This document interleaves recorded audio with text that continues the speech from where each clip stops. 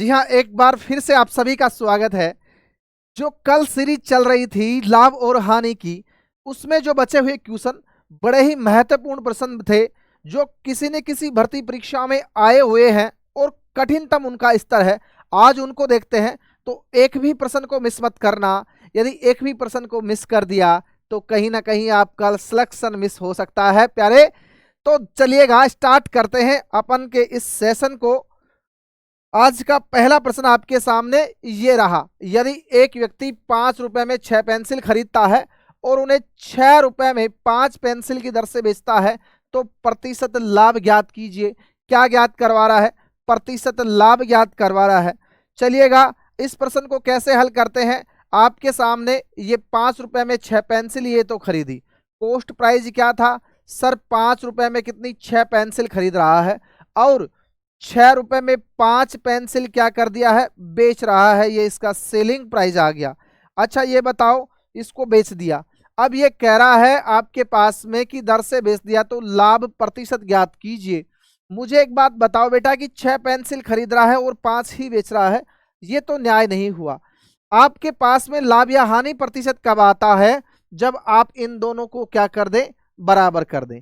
क्या कर दे बेटा जी? बराबर, क्योंकि जितनी खरीदेगा उतनी ही तो बेचेगा। यदि इसको 5 से गुणा करूं तो ये भी 5 से मल्टीप्लाई होगा, यदि इसको 6 से गुणा करूं तो ये भी किससे? 6 से मल्टीप्लाई होगा।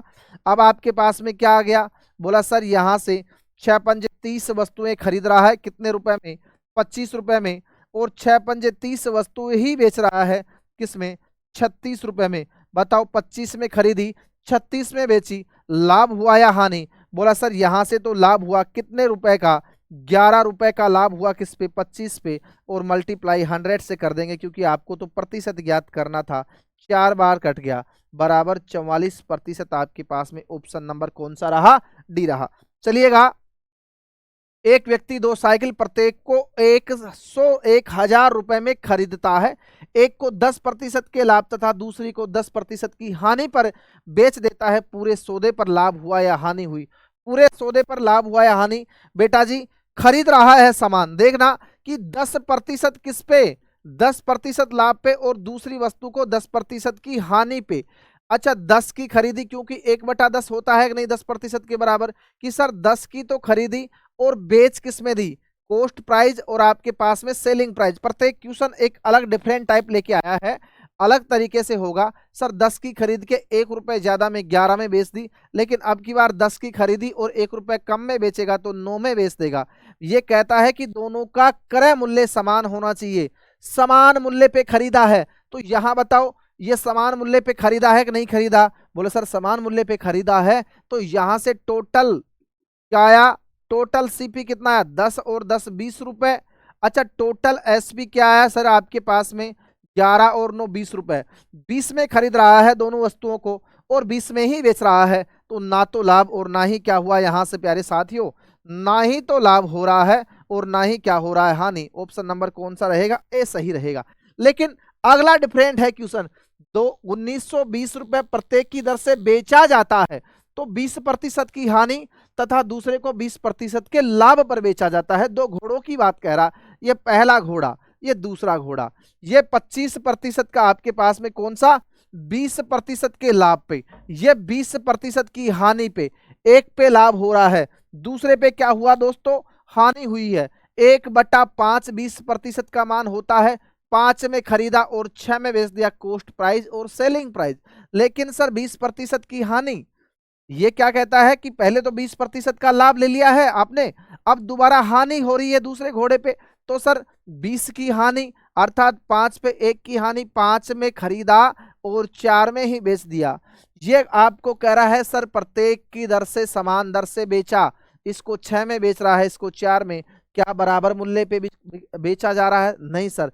तो बेचने का मूल्य बराबर करो, इसको 4 से गुणा कर दो, इसको भी 4 से, इसको 6 से गुणा कर दो, इसको भी 6 से। अब सर 6 चौके 24 रुपए में आपने पहला घोड़ा बेचा और दूसरा घोड़ा भी 24 रुपए में ही बेचा, और यहां से कि ये बेचा जाता है। ठीक है, हालांकि ये इस मूल्य से कोई बहुत ज्यादा फर्क अपने पड़ता नहीं है जब तक आपसे मान नहीं पूछे। सर 20 रुपए और आपके पास में क्या हो गया? 30 रुपए। ये बताओ बेटा जी, टोटल आपके पास में दोनों घोड़ों का क्रय मूल्य 30, 20, 50 रुपए। दोनों घोड़ों का विक्रय मूल्य सर आपके पास में कौन सा, 48 रुपए। 50 में खरीदे दो घोड़े, 48 में बेच दिए, 2 रुपए की हानि हुई किस पे, 50 पे, और मल्टीप्लाई किससे कर देंगे, 100 से। कौन सा आंसर आया सर आपके पास में, बोला गुरुजी 2 बार कट गया, 2 गुणा 2 बराबर कौन सा हो गया, 4% का क्या हुआ, लॉस हो रहा है। यदि इससे नहीं करो तो बिल्कुल शॉर्ट तरीका है आपके पास में, यदि बराबर का लाभ एक घोड़े पे और दूसरे पे बराबर की हानि हो तो आपके पास में हमेशा हानि होगी और हानि प्रतिशत ये रहेगी। एक्स का मान कौन सा था, 20, 20 का स्क्वायर कर दो और 100 का क्या दे दो, भाग, बराबर आपके पास में 400 बटा कौन सा रहेगा, 100, बराबर 4% का लॉस। ये बहुत आसान क्वेश्चन था, इस प्रकार के क्वेश्चन आपको देखने को मिलते हैं, हालांकि आपको बेसिक पता होना चाहिए था। 160 रुपए में 90 बाल पेन बेचने पर एक व्यक्ति को 20% की हानि होती है, तो 20% का लाभ कमाने के लिए उसे 96 रुपए में कितने बाल पेन बेचने चाहिए। देखो बेटा, इस प्रकार के प्रश्न ज्ञात करने के लिए हमेशा कॉस्ट प्राइस वाले मेथड से किया जाता है कि 160 रुपए में कितने 90 बाल पेन बेचने पर हानि होती है, अर्थात कितना, 100 में से कितनी हानि, 20 रुपए की, 20%। और सर 96 रुपए में कितने एक्स बाल पेन बेचे, ताकि लाभ होगा किसका, 20 का प्रतिशत का लाभ होगा, जितने का लाभ हो उतना कर दो। ठीक है भाई, यहां से आपके पास में क्या आया, 160 बटा 90 और गुणा कौन सा आ गया, 80, बराबर 96 एक्स गुणा आपके पास में 120 आया है। देखो बेटा जी, जब इसको यहां से काटोगे तो आपके पास में किससे कट जाएगा, 8 दूनी आपके पास में 16, सीधा कट गया, कोई दिक्कत नहीं है। ये 0 से 0, 12 अंटे आपके पास में कौन से, सर आपके पास में कितनी बार कटा, 8 बार। अच्छा ये 2 था, ये 4 था, ये भी 4 बार। एक्स का मान 9 गुणा कौन सा, 4, 9 चौके 36, ऑप्शन नंबर कौन सा बेटा जी, ए। अब ये प्रश्न मैंने पहले बता दिया था स्टार्टिंग की, ये क्वेश्चन ऐसे हैं जो आते हैं एग्जाम में लेकिन आसान रहते नहीं हैं। चलिएगा नेक्स्ट देखिएगा, एक दुकानदार ने अपनी हानि की गणना विक्रय मूल्य पर करता है। हानि की गणना विक्रय मूल्य पर, लोग क्रय मूल्य पे कर रहे हैं, ये बेचारा विक्रय मूल्य पे कर रहा है, तो अब इसका क्या होगा, तेरा क्या होगा कालिया। हानि प्रतिशत 33 सही 1/3% होती है, तो उसका वास्तविक हानि प्रतिशत क्या होगा। वास्तविक हानि प्रतिशत ज्ञात करने के लिए क्या करोगे, सर 1/3 होता है, ये सेलिंग प्राइस पे हानि होती है बेटा जी। अच्छा मुझे एक बात बताओ कि आप 3 में बेचते हो और एक का आप लॉस उठाते हो, तो कॉस्ट प्राइस कितना होगा, बोलो गुरुजी 4 रुपए। किसी को 3 में बेच दिया, 1 रुपया हानि उठा के तो खरीद के 4 में लाए थे, तो 4 में खरीद कर लाया, 3 में बेच दिया, 1 की हानि हुई 4 पे, गुणा 100 बराबर 25%। कौन सा रहा आपके पास में, ऑप्शन नंबर ए रहा है। चलिएगा देखिएगा नेक्स्ट, कोई बेईमान, क्या है आपके पास में, कोई बेईमान व्यापारी वस्तु को क्रय मूल्य पर बेचने का दावा करता है, पर वह 1 किलोग्राम भार की जगह 750 ग्राम भार का इस्तेमाल करता है, उसे कितना प्रतिशत मुनाफा हुआ। मुनाफा प्रतिशत ज्ञात करना था मेरे भाई।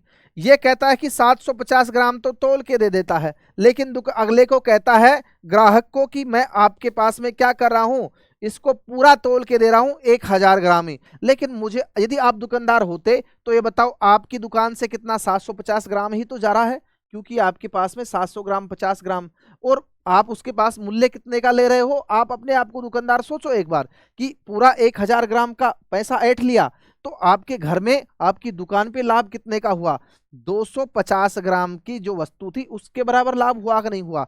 अब ये 250 ग्राम का जो लाभ होगा, लागत कितनी लगा रहा है इसको प्राप्त करने के लिए, ये 750 और मल्टीप्लाई कौन सा 100, कितनी बार कट गया, 3 बार, 3 का भाग दे दो 100 में, 33 सही 1/3% आपके पास में क्या आ गया, मान आ गया। प्यारे साथियों आज के लिए इतना ही, थैंक यू, धन्यवाद।